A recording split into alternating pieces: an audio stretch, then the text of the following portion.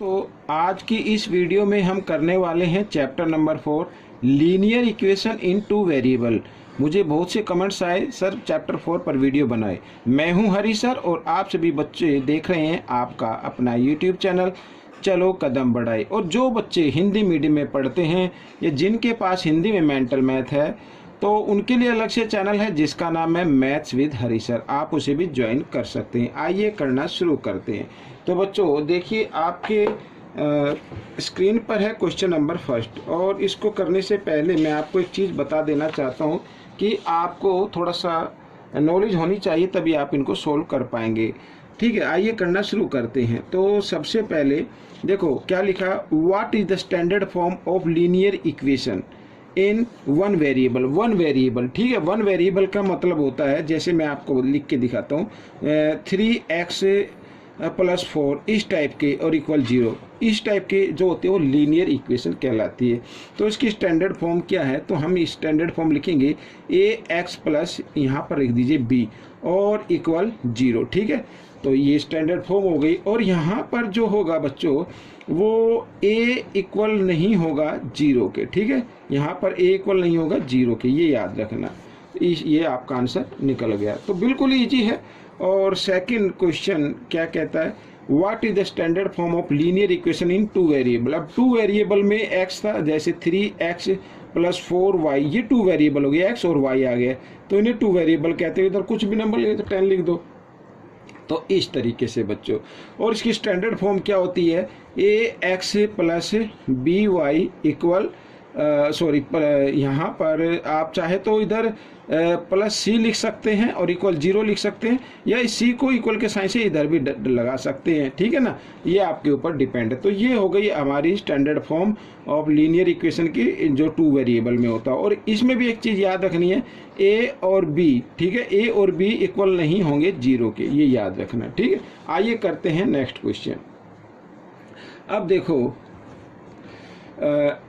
How many solution, ठीक है, how many solution does a linear equation in two variable. ठीक है, ये टू वेरिएबल में कितने सॉल्यूशन हम फाइंड आउट कर सकते हैं, हमें ये फाइंड आउट करना है इसमें।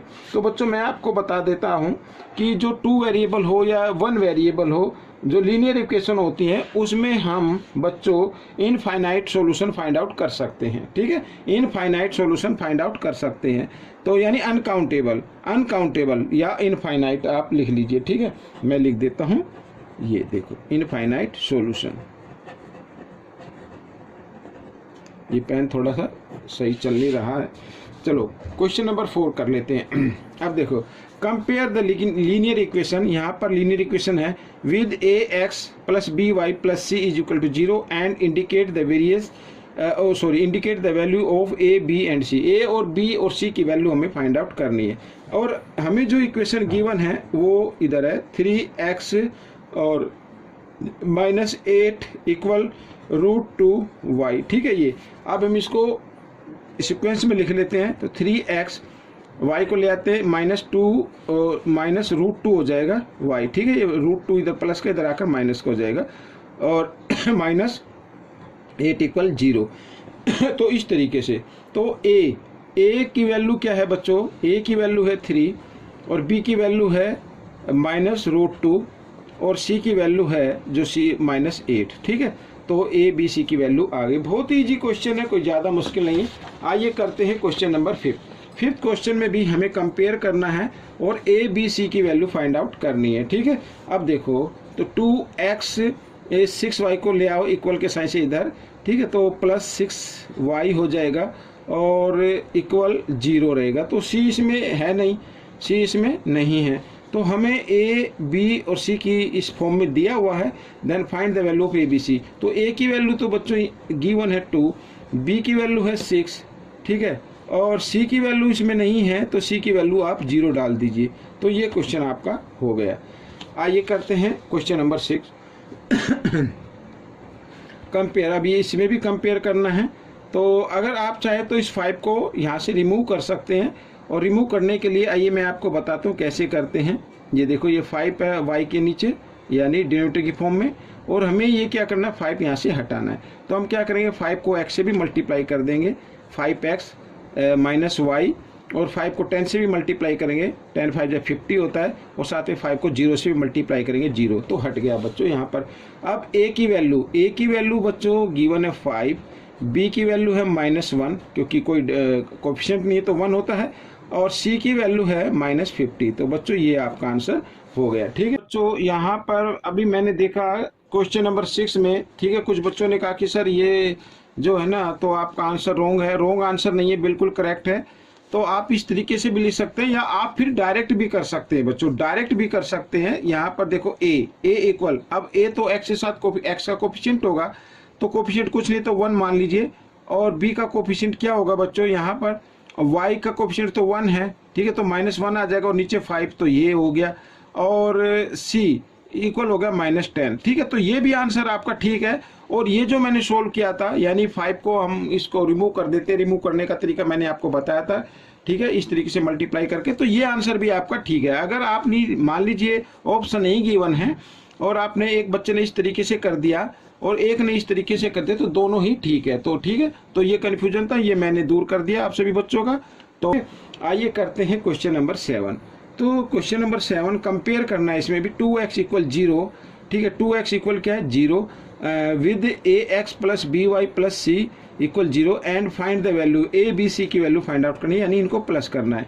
अब आप देख ही सकते हैं बच्चों 2x इक्वल 0 है, तो कहने का मतलब है कि इसमें ना तो by गिवन है ना c है, ठीक है, b c इसमें गिवन नहीं है, तो a की वैल्यू तो है बच्चों इसमें 2, और b की वैल्यू नहीं गिवन है तो 0 मानेंगे, c की वैल्यू भी आपके यहाँ माना 0, और इनको प्लस कर दे, यानी 2 + 0 + 0, तो कितना रहेगा 2 ही रहेगा। तो ये आपका आंसर बन गया।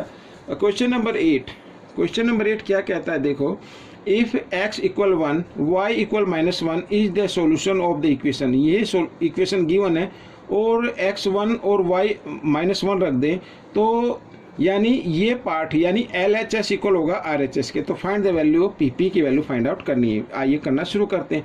तो x लिखा है, x की जगह x की वैल्यू लिख दिए, और आगे प्लस P है, और फिर y है, y की जगह y की वैल्यू रख लेते हैं, ये हमने लिख दी है, और साथ ही अब इक्वल 6 इधर इस तरीके से।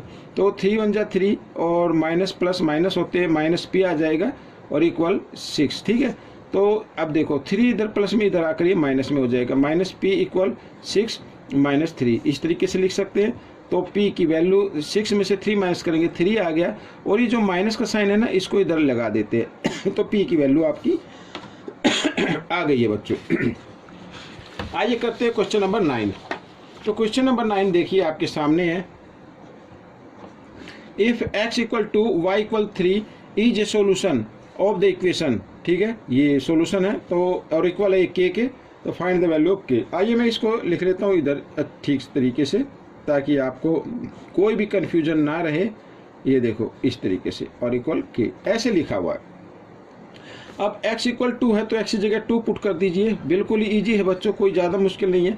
ठीक है, और प्लस 5 और बाय में 3 इधर, और माइनस y की जगह y की वैल्यू पुट कर देते हैं, इसके नीचे आप 1 मान लीजिए, और k। ठीक है, तो k की वैल्यू निकल कर आ जाएगी अगर हम सोल्व करते हैं। तो 3 × 2 = 6, 6 + 5 11, तो 11/3 और -3/1। ठीक है, 3 और 1 का आपको लेना है एलसीएम। आइए मैं इधर कर लेता हूँ, तो k की वैल्यू निकालें तो 3 1 का एलसीएम 3 आ जाएगा, और साथ ही क्रॉस मल्टीप्लाई कर देते हैं, तो 11 - 3 3 = 9। ठीक है, तो k की वैल्यू आ गई बच्चों, 11 में से 9 माइनस कर दीजिए, 2/3।